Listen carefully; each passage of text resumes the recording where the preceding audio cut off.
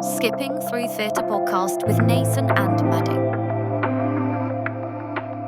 Hello and welcome back to another podcast episode. Today we are joined by Isabel Panter. She loves doing local performances, and some of her credits include Chitty Chitty Bang Bang, Grease, Legally Blonde and Chess. We are super excited to have her on today's episode. So let's begin. Hi Isabel, we are super excited to have you on the podcast today. How are you? I'm good, thank you. How are you guys? We're good, We're thank you. good. Good. So can you tell us a bit about your dance background? How did it all start for you? Well, I started dancing when I was probably around the age of 4. I started with ballet and tap, the usual stuff, and then it just sort of progressed from there. I was absolutely obsessed with Strictly Come Dancing. I still am. So at the age of about 7, I think, I went to ballroom and Latin classes, and that's actually what I took my first dance exams in. And then just it was really the only hobby I've stuck at. You know, I went to many different clubs, and I was just like, no, dance is my main priority, and it's gone from there. And even at senior school, I was part of the dance team, and yeah, I just do every single style, and I'm lucky enough to have gained my teacher's qualification. But it started from 4, and I'm now 21, and I absolutely love it. It's just great. Do you still do ballroom dancing? I don't really now. I mean, I know obviously like the basic stuff. And there was a time that me and my older sister, we went back to ballroom Latin classes because she trained in it too. And it was great. It was just after lockdown, so we were all like just excited to be out socializing with other dancers and stuff like that. But unfortunately, it just doesn't fit in with what I do right now. Yeah. But I do love the styles. I think it's really, really great. And as I say, as a big fan of Strictly, it's a win-win.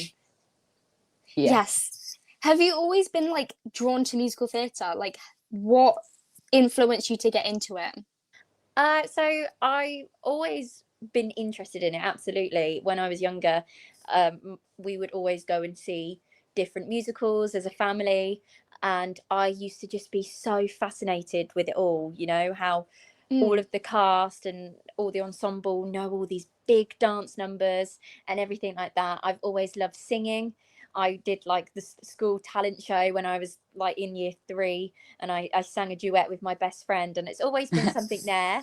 But I would say it only really started to become a more serious passion to me when I was probably about 11, and I was like, wow, this is actually something that like people do as a job. You know, I didn't realize how it would turn out at all. But when I got my foot in the door, there was no going back from that, and I am a fully fledged musical theatre nerd. Absolutely. That's a good thing though. Yes. Yeah it is. So what's the funniest or weirdest thing that's ever happened to you mid-performance? I would say the things that come to mind are usually like to do with like props and stuff. I've been in shows that have various different props. Like I obviously did Chitty Chitty Bang Bang, and we had the big bamboo sticks, and our choreographer thought it was a great idea for us to do some sort of hopscotch in between the bamboo sticks, and there were times where I thought that I was going to break an ankle, you know. And I also remember one of the performances we did of Chitty, my shoe was hanging off mid old bamboo, and I just had to carry on. It was so fast paced. There was no time for me to just like sort of try and get it back on. And I'm actually very surprised it stayed on my foot throughout the whole number. Really? Yeah, I know. I was very chuffed with that. That's a reliable shoe. I know, yeah. But the one that I would say is the biggest one that I look back at now, and I think, you know what, I'm proud of that moment, regardless of it being funny or not. When I was Sandy, and it was obviously Sandy's big transformation at the end, I had a wig that I had to put on, and I had about a 30-second quick change, and I had about 8 people helping me get changed, who were amazing. And there was one show that my wig hadn't been gripped on properly because we ran out of time. And I just saw, as I was on stage, I just saw various cast members' faces just looking at me, like, and I could slowly feel my wig like starting to fall off. And I was just like, I'm just going to have to carry on, but everyone's going to see me in this wig cap, you know, like if it falls off. And it was, luckily, because the wig had a full fringe, I don't feel like it was as obvious to the audience, but it was just how, it was brilliant how I saw, like, obviously they didn't break character, but it was just how they were just looking at my forehead like, oh no, like the wig cap's on show. I had to do some sort of weird like shimmy with my head to try and keep my wig in place. So that was, yeah, it was stressful, but I look back at it now and I think it's great. It's a great story to tell. So probably that one. That must have been such a hassle though. Oh, I was so stressed, you know. I just had to carry on. I was singing You're the One That I Want, but I was just solely thinking that this wig is going to fall on the floor at any moment. Yeah, that show was great. I came to see that one. Oh, it was a great show to do. It's just so much fun. If you could dance in any show in the world tomorrow, what would it be and why? Oh, quite a difficult one. I know, there are so many shows. I mean, I've been lucky enough that I've had my dream role of Sandy in Greece. You know, that's always been one for me. It was one of the first musicals that I went to see with my family when I was younger, and I just loved it. But dance-wise, I'd probably say like Moulin Rouge, the musical. I think the dance numbers in that are absolutely phenomenal. That would be so cool. Yeah, I just think I proper love like all the intricate choreography, and I'm absolutely fascinated by it. So I would probably say Moulin Rouge, but then also on the flip side of that, I would love to be in Six, the musical. That would be good. I know, not only is it a great show and the great songs, but also the routines in that musical are so full on, and I just love them. So I would probably say out of those two, definitely. Yeah, I really want to go see Moulin Rouge. I've seen Six, but have you seen Moulin Rouge, Isabel? I've not seen it, no. I mean, I've seen obviously like when they've performed at West End Live, and like the odd clips of like the Broadway performances. But I've not seen it. It's on my to-do list, definitely. Are there any upcoming shows or projects you're excited about? Yeah. So for me personally, I have Everybody's Talking About Jamie coming up. Ooh, yeah. that'd be good. So I'm playing Becca. And I'm doing that with a society called Theatre Works, and we literally have the show in just under 2 weeks now. We open on the 3rd of June, and I'm really excited for that. You know, Everybody's Talking About Jamie is one of my favourite musicals. I've seen it twice with Leighton Williams and Ivano Turco in it both times, and it was just amazing. So when I saw the opportunity for the auditions for that, I just thought, I've got to go for it. And I'm lucky enough to be playing alongside my older sister. She's Bex and I'm Becca, so that's something that me personally I'm looking forward to. And then literally the day after we close that, my dance school that I teach at, Louise Wright Theatre School, we are doing our 10-year anniversary show. So it's just like a variety show, and I am in about 3 numbers, but I've choreographed 10 numbers. So my students are performing in that. And I'm really excited for them. It's going to be a great show. So they're ones that have literally been in the full capacity of my brain so far. How do you think of choreo? Because I like find it so difficult. Like, how often do you have to listen to a song to like think of it?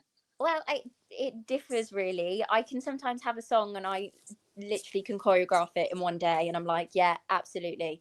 And then there can be some times where I just have no ideas or inspiration at all. And that's really difficult. You know, I'm very much someone that likes to plan. But I also can be quite flexible with it, that not every dance that I choreograph will be exactly the same as what I've written down. I've got to be led by the students as well. And I also love working with their ideas. I think it's important to keep them fully involved in it, because there could be parts of a routine that they don't like that I've choreographed, and I think that's also good that we can balance that out. So it can be difficult sometimes, but I do love doing it. It's great. Yeah, and we are actually having your older sister on the podcast soon, so that'll be fun. Oh, are you? I didn't even know Yeah, that. we are. Yeah, in I think a month or so. But yeah, wow. yeah, it's gonna be fun. Is there any advice that you'd give to younger dancers thinking of joining their local theatres? I would say my main bit of advice to anybody who is thinking about going to a theatre school or doing a dance class or anything like that is just do it. You know, I think as someone that struggled with anxiety when I was younger, I sort of held back quite a bit. But for me, dance was my safe place. And I think it can be very easy to just think, oh, do you know what? Like, I think that's too far out of my comfort zone. But you just got to go for it. And honestly, with musical theatre and dance and being in that environment, it is so uplifting. Being with other people that love that and cheer you on. I would say my advice is just, if you want to do it, just go for it, you know. And it doesn't matter if people say that you can't or anything like that. You can, you know, prove them wrong. So I mean, I'm an advocate for that. Absolutely. If you put your mind to something, you can do it. Yeah, definitely. I completely agree. Yeah. So have you ever had a moment on stage where the audience reaction surprised you? I mean, the first one that comes to mind is when I've done a pantomime, and in rehearsals there's been jokes that the cast really laugh at, and then it comes to actually when we have an audience and it's dead silent, you know. That always surprises us. But on the flip side of that, I just did 9 to 5 the musical recently, and at the end of the bows we sing obviously 9 to 5, and the whole audience's reaction from that, it was just crazy, because obviously everyone knows that song by Dolly Parton, you know. Yeah. So everyone was up and singing and dancing with us, and I felt like a celebrity. Like it was so cool. And I think as a performer, that's all you want from the audience. You want to see that they're having a good time and enjoying themselves. Yeah. So yeah, I would say that's one that definitely sticks out for me, is 9 to 5. That was a great show anyway, with amazing songs, but like I said, at the end all the audience are up partying with you, and it was just great. Yeah, and when I was in Panter, we had Nice. these like little challenges to do. And Gary, who I know directed some of your shows, I think you've been in, he gave me a challenge, and I had to like I had this bit like handshake bit, and I had to twerk. What? And Gary, I didn't know about literally this. did. No, I did. And Gary, he was laughing his head off, and it was like dead silent. So like, I bet the audience could just hear Gary laughing his head off while I was there twerking. But luckily, I don't think the audience saw it. But like, yeah, it was really funny. Wait, and all what the was actors that? were like laughing. When I've done Peter Pan. Oh, right, okay, yeah. Yeah, and Jack, who came on the podcast a few months ago, he was laughing his head off, and so was Holly, who was playing Wendy, and like they couldn't say their lines. It was quite funny, really. I love stuff like that as a cast, you know it's going on, but you know, as an audience member, you might not realise. I love the little inside jokes that you have as a cast. That's really lovely. Yeah. You make such good memories. Yeah. Like, it's stuff you always look back on and you're like, wow, I really enjoyed that. No, 100%. Yeah. Okay, our last question. Are there any shows, venues, or collaborators on your bucket list? Oh my goodness, there's so many. For me, one of my idols in this industry is Samantha Barks. I think that she is just phenomenal, and I fangirl over her in anything that she does, you know. So I would absolutely love to, you know, one day in the distant future, if there was anything that I could collaborate with her on, that would be insane. But I'm also a huge fan of Mamma Mia the musical. It's my favourite film. I love Mamma Mia. I've seen it when it toured a few years ago, and I would absolutely love to be Sophie and perform at I think it's the Novello, isn't it, now that they're at? And also Maz Murray, who plays Donna in that. She's a huge inspiration to me, and if she was able to play my stage mum, I just think I'd be crying every night I'm on stage with her. But in terms of venue, I would say one that I think a lot of performers would say is the Palladium. I just think that would be so cool. But I mean, any West End theatre, you know, Broadway, huge dream. If we're going full dream, that is definitely up there as well. So I just be happy to do anything, you know. Yeah. So thank you so much, Isabel, for joining us today. It's been such a joy hearing your stories and your love for dance and theatre. We hope to have you back sometime. Thanks to our audience for tuning in to Skipping Through Theatre. Make sure to follow us on your favourite podcast app and connect with us on social media. Thank you. Bye. Bye. Bye. And to finish off today's episode, we are going to listen to a snippet of one of our previous guests, Lily Beth's new song called Not Ideal, and it's out now. Enjoy. Hey, it's Lily Beth. My song Not Ideal is out right now. So please give it a listen, and I really hope you enjoy it. Thank you so much. Listen to it on Spotify, Apple Music, Amazon Music, and most streaming platforms. Thank you. I see you every week, you say, then you blocked me out of your way. I fear there's no hope now. Why am I saying this out loud? Looking back on all the good times, reminiscing on all the times you didn't lie. I thought there was no hope. This is not ideal again.